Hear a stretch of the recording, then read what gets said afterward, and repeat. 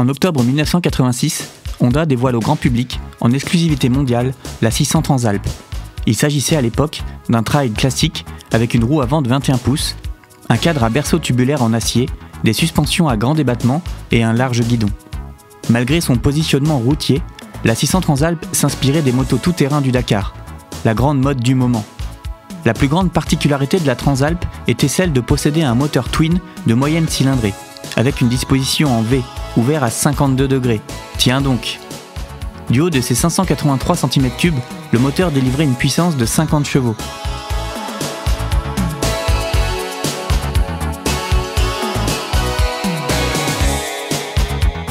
La première grosse modification intervient en 1994, au moins en ce qui concerne l'esthétique. Le dessin du carénage est entièrement revu et adapté au canon du moment.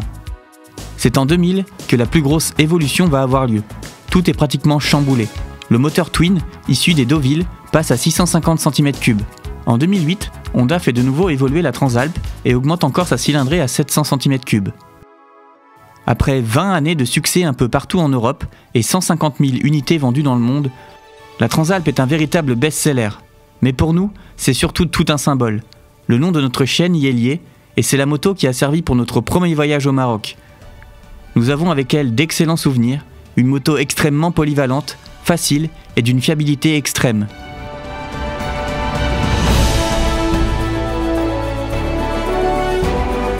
À l'heure où la mode est au trail, et avec une réussite totale du 1000 Africa Twin en 2016, nombreux sont ceux qui attendaient un trail middle size de la part d'Honda. Après de nombreuses rumeurs et autres photomontages, c'est au salon EICMA en 2022 que Honda dévoile enfin la tant attendue 750 Transalp. Quand quelques semaines après, nous avons reçu une invitation de la part d'Honda France pour venir participer au lancement presse officiel au Portugal, notre réponse a été très rapide.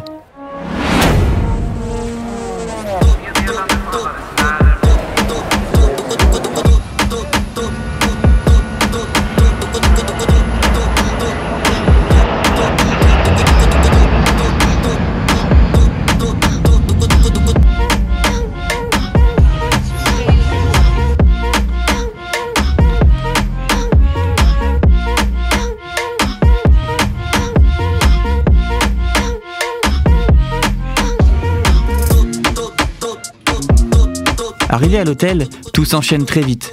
Explication du programme, distribution des chambres et la présentation officielle commence déjà.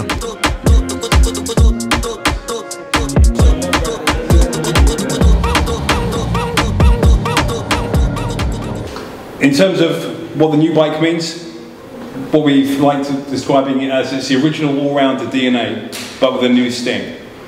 So that all-rounder DNA is friendly handling, so you have neutral handling both on and off-road, traditional balance and poise from a Honda, flexible riding position, i.e. you can stand, you can move around depending on what road surfaces require. It's lightweight and it's a very compact machine. This is paired with being comfortable, versatile and practical. So all-day comfort, you have a fantastic aerodynamic fairing with great weather protection, rich spec list, and this is also added to the full range of genuine Honda accessories. And what makes Transalp really string is this new sting. So this is all combined with exciting performance from the new 755cc engine.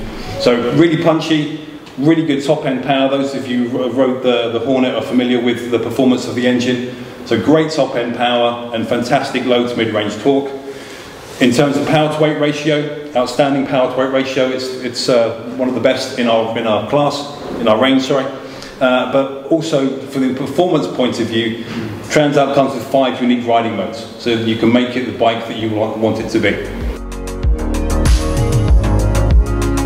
Cette présentation était vraiment très intéressante. Ils ont abordé beaucoup de détails techniques, et pour aller encore plus loin, Honda a fait venir les ingénieurs japonais qui ont développé la moto. Ils se sont présentés, chacun leur tour, en expliquant leur rôle respectif dans la création de cette nouvelle moto. Autant vous dire que j'étais comme un gamin quand à la fin on a pu leur poser des questions. Pendant que les autres journalistes ont filé pour le repas, moi je suis resté là, 30 minutes, à poser des tas de questions. This is mode button. You push short when mode is changed. You can change the mode. And sport, standard, lane, label, and user. This arm is different parts. J'ai demandé si le bras oscillant venait de l'Africa Twin et je voulais aussi des précisions sur le système Vortex pour emmener le flux d'air dans la boîte à air. Personne n'avait encore posé la question, pourtant ils étaient tous fiers de me montrer la pièce qu'ils avaient emmenée spécialement pour l'occasion. Je voulais aussi savoir si les jantes étaient toujours fabriquées par Did. Voici la réponse. Après toutes mes questions, on a pu passer au dîner. J'ai continué à discuter toute la soirée avec eux. J'ai pu leur montrer mes motos en photo, leur raconter quelques anecdotes avec nos Transalpes dans les dunes, et bien sûr discuter de leur travail chez Honda. J'ai tellement adoré ce moment un peu privilégié avec eux.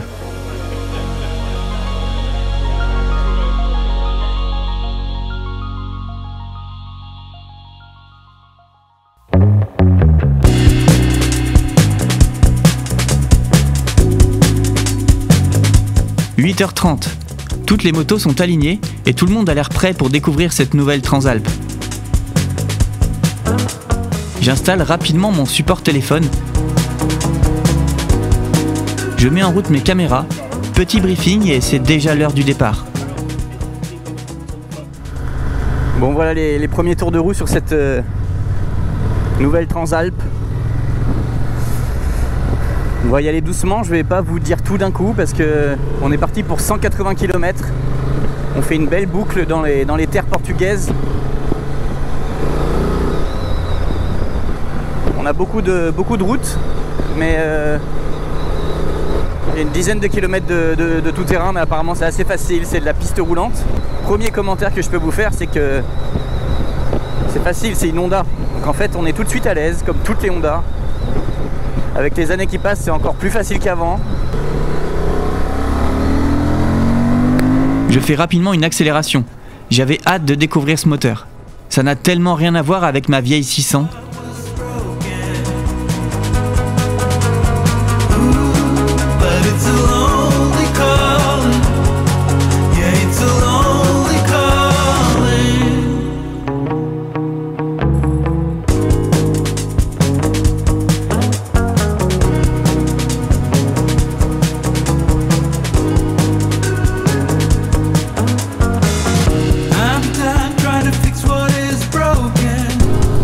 Commence à s'enfoncer dans les petites montagnes portugaises. On est entouré d'eucalyptus. C'est bien vert, c'est très joli. Ça fait déjà une petite heure qu'on a pris la route et effectivement, entre l'humidité, la végétation et les odeurs d'eucalyptus, l'atmosphère est particulière mais agréable. Je viens d'essayer le shifter. C'était une de mes questions hier. J'ai posé la question à l'ingénieur comment fonctionnait le shifter parce qu'en fait il n'est pas d'origine. Mais il n'y a rien à rajouter, en fait c'est électronique, toutes les motos d'origine peuvent l'avoir, c'est une option, elles sont déjà pré-câblées, il faut rajouter cette option là. Mais en tout cas elles ont toutes d'origine, en tout cas la possibilité de le mettre. Et surtout aussi quelque chose que je voulais essayer, c'était les très bas régimes. Je voulais savoir si ça cognait un peu, si c'était désagréable, mais pas du tout, j'ai pas l'impression. Faut que je refasse des essais, mais là je suis en 5 à 2000 tours. En 5 à 2000 tours à 60 km/h. Non, ça repart sans trembler, sans taper.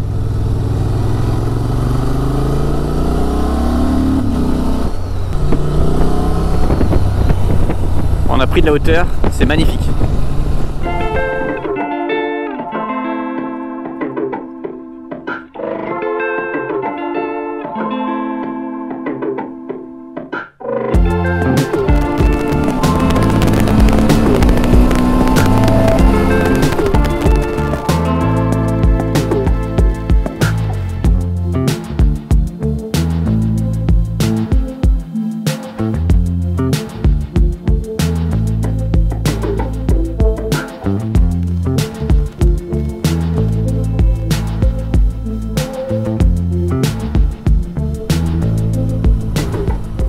En fait, je savais pas, mais c'est ma première présentation presse. Et du coup, on fait des stops. plusieurs fois sur la route et toutes les 25 secondes on part chacun notre tour et il y a 3-4 photographes, 3-4 vidéastes qui sont sur le bord dans des virages, etc. Et en fait ils font des images pour tout le monde et à la fin de la journée ils nous donnent tout ça sur un serveur. Ça permet aux journalistes de faire leurs articles, ça permet aux youtubeurs, aux instagrammeurs et tout ce que vous voulez d'avoir un peu de contenu pour faire leur montage. Et c'est vraiment sympa parce que c'est vraiment des professionnels, donc ils ont l'habitude.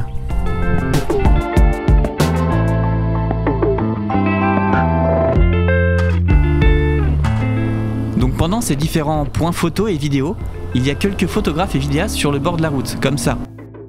Et ça donne ça.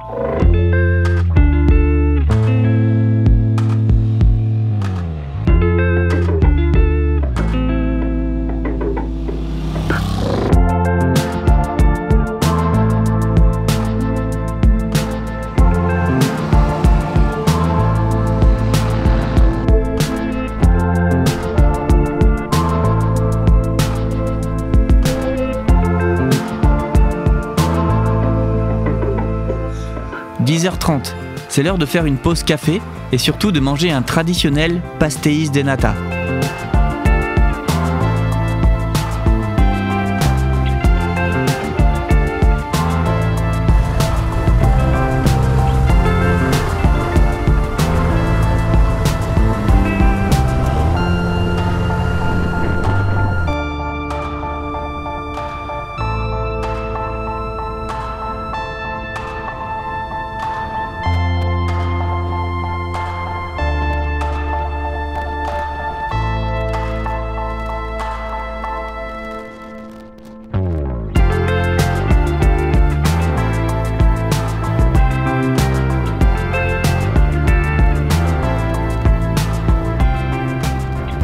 Je crois que c'est là que commence la partie tout-terrain. Enfin! C'est sympa hein, la route de montagne, et col et tout, mais quand même il faut voir ce qu'elle donne ici quoi. Donc, je crois qu'on va avoir un petit cours sur l'électronique. Il va falloir la passer en mode gravel. Je sais pas si on voit bien. Mode sport, mode standard, mode rain, mode gravel et mode user où on peut personnaliser. En fait, on peut personnaliser la puissance, on peut personnaliser le engine brake, le frein moteur, et on peut personnaliser le traction control sur plusieurs positions. Et donc en mode gravel, il y a l'ABS qui se met en off-road et on a un peu moins de puissance, on a beaucoup de frein moteur et beaucoup de traction control. On va voir ça.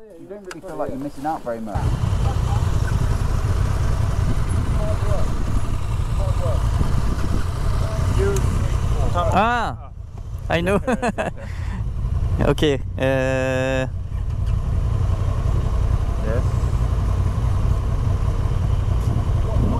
En fait, j'avais personnalisé entièrement le mode utilisateur en déconnectant toutes les aides. Puis j'ai éteint le contact. Pour des raisons de sécurité, les aides se réactivent quand on redémarre. Ok? And traction control. Ok, c'est parti pour la partie off-road. Ça glisse un peu en plus, on n'a pas des pneus à crampons, ça va être bien.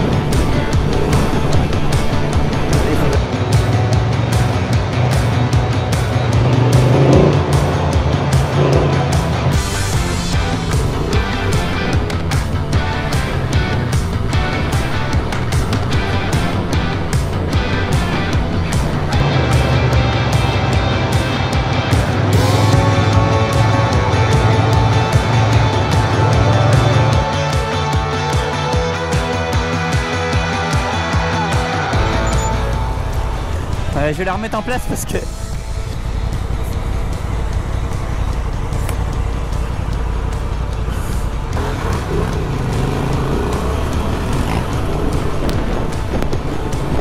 À ce moment-là, avec Nicolas, on a pu mettre un peu plus de rythme et on s'est vraiment régalé.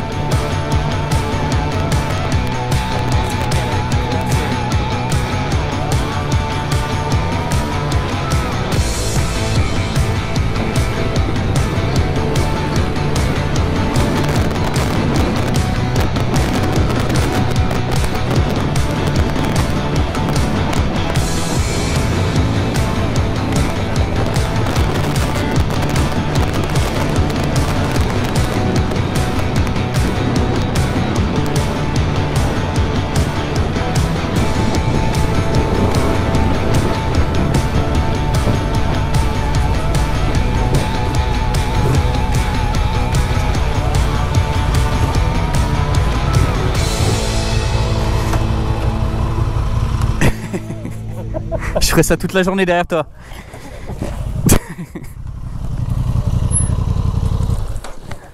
Ouais, elle est bien.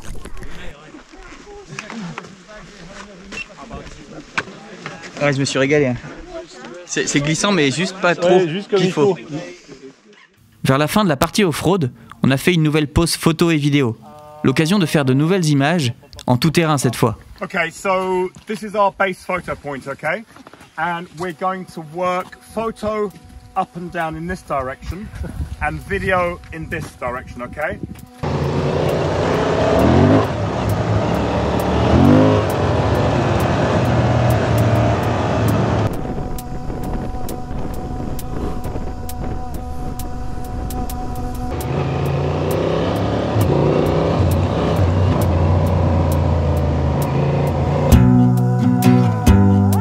Ensuite, en sortant de cette piste, on a refait quelques kilomètres de goudron avant de faire une pause déjeuner dans un petit restaurant local en bord de route, histoire de souffler un peu après cette grosse matinée de moto.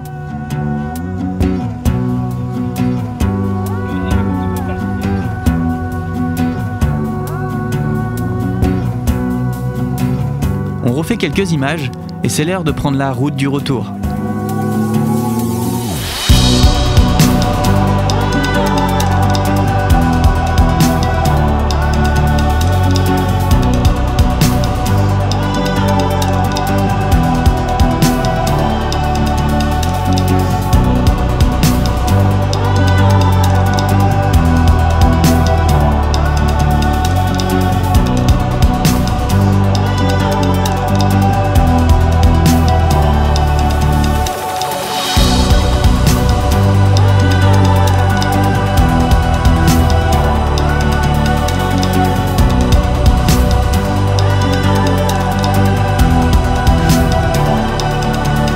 Pendant cette journée, les Japonais étaient là à chacune de nos pauses, carnet à la main, très concentrés pour ce test grandeur nature.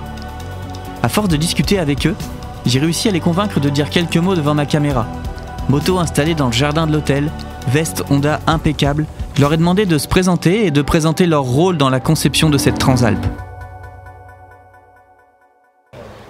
フランスの皆さん、こんにちは。ホンダの佐藤と申します。ホーネットとトランザルプのラージプロジェクトリーダー LPL を担当しました。私の仕事はこのトランザルプとホーネット2機種同時開発するということで、こちらの2つの機種のまとめ上げをやりました。商品として技術的な面だけではなく、コストや日程、そういった管理も全て含めて私が見ております。はい、でこちらはテスト LPL 代行と呼ばれますが、テストを担当した細川です。はい、フランスの皆さん、こんにちは。LPL 代行、テスト LPL の細川と言います。テスト LPL というのは、コンセプトを議論して決めて、実際に自分たちも乗ってテストをして、で性能を確認して、使用を決めるという、仕事です。テストの取りまとめ、全体の取りまとめです。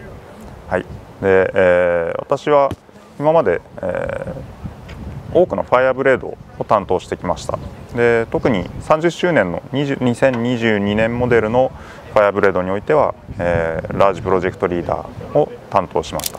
で今回はホーネットとトランザルプ両方の機種の LPL 代行、テスト LPL を担当しました。我々は日本の熊本というところで二輪の商品開発をしております。大型のファン機種を主に生産、製造、設計までやっている地域になります。私は設計を長年やっておりまして、ファイアーブレードをしばらくやっており、2017年のCBR からは私が LPL を担当し、その後引き継いだのが細川というような形になります。はい。Je suis super content de ramener avec moi ces quelques mots et de pouvoir vous les partager. Maintenant, place à la conclusion. C'est l'heure de faire le bilan de cette nouvelle Transalp 750. On vient de faire environ 200 km depuis ce matin. On est parti vers 8h30. On est à côté de Faro.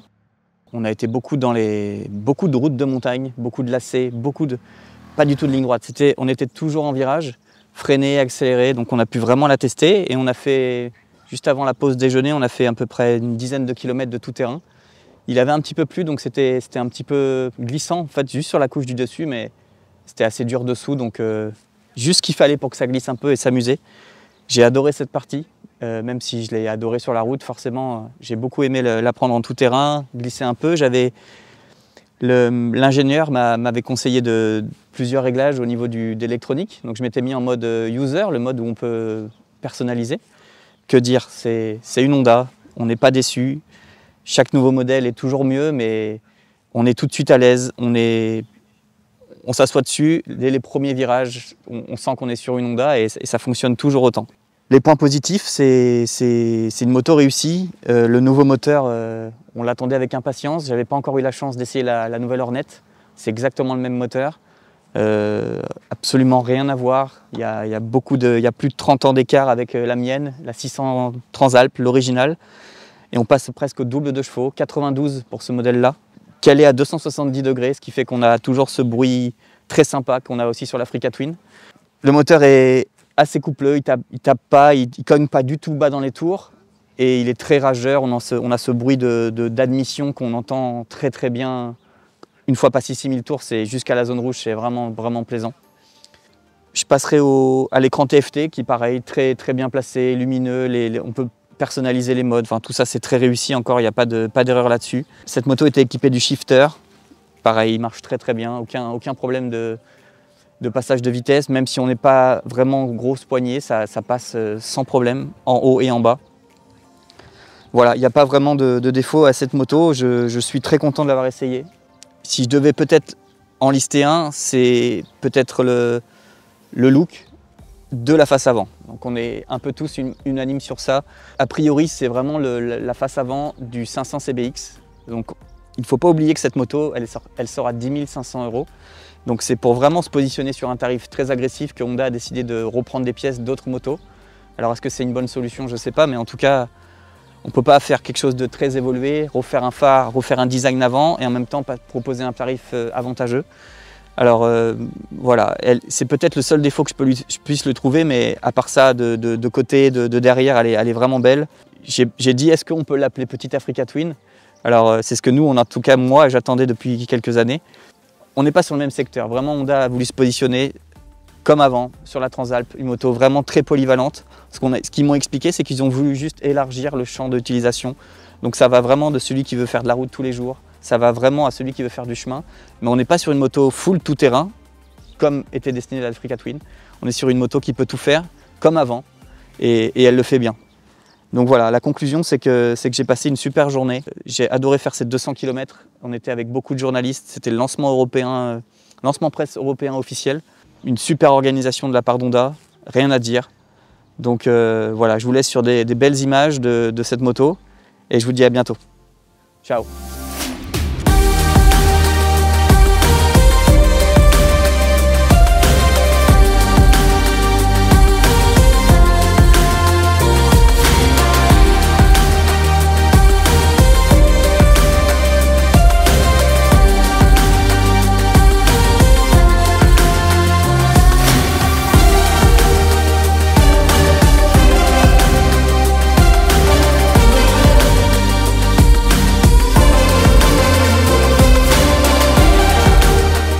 Une nouvelle fois, merci à Honda de nous faire vivre des expériences comme celle-ci.